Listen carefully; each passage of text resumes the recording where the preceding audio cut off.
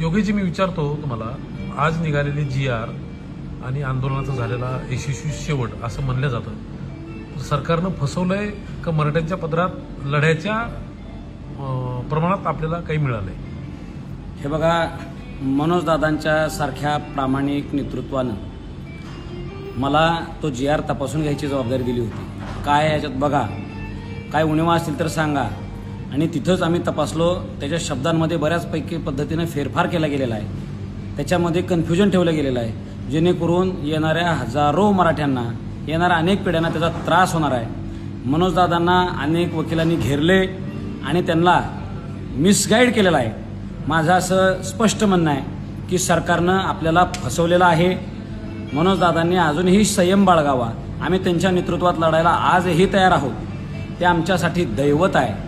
पण त्या GRचा बारकावा जर आपण वाचला तर आपल्याला त्याच्यातल्या अनेक उणिवा लक्षात येतील. हा GR कोणाला लाभाला मिळू शकतो? ज्यांच्या नोंदी कुणबी मराठा कुणबी किंवा कुणबी मराठा अशा असतील, अशा लोकांना त्याचा लाभ होईल. बरं, मग ह्यात वेगळं काय आहे? शिंदे समितीनं तर ते आधी शोधलेलं आहे. बरं, अजून सोप्या भाषेत सांगतो, ज्या ज्या लोकांना शिंदे समितीच्या माध्यमातून नोंदी मिळालेल्या आहेत त्यांनाच तेवढा ह्यातला फायदा होणार आहे. दुसरी गोष्ट सांगतो, ज्या गावांमध्ये मराठा समाजाला नोंदच सापडलेली नाही अशाला अजिबात काही लाभ होणार नाही. आम्ही असाच ग्रह करत होतो, समजत होतो की हैदराबाद गॅझेटियर लागू करणं म्हणजेच तिथले सगळे मराठे कुणबी आहेत किंवा मराठा कुणबी आहेत किंवा कुणबी मराठा आहेत असं त्याच्यामध्ये कुठेही स्पष्टता नाही. आणि हैदराबाद गॅझेटियरच्या बाबतीत अनेक कायदेतज्ञांनी माझ्याशी चर्चा केलेली आहे. ह्या GRला सुद्धा चॅलेंज करता येईल. याच्यातनं मराठ्यांच्या हातात पदरात काही मिळालेलं नाही. माझ्या दादांना ही विनंती आहे. दादांना मी हे सत्य सांगत असताना त्यांच्या जवळच्या लोकांनी मला थोडंसं दूर केलं, नंतर दादाने सुद्धा मला थोडंसं दूर केलं.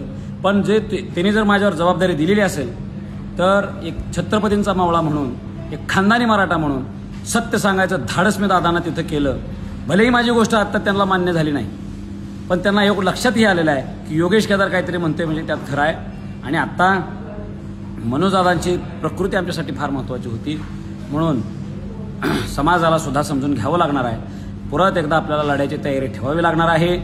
मनोजदादांसारखा हिरा आपल्याला गमावून चालायचा नाही.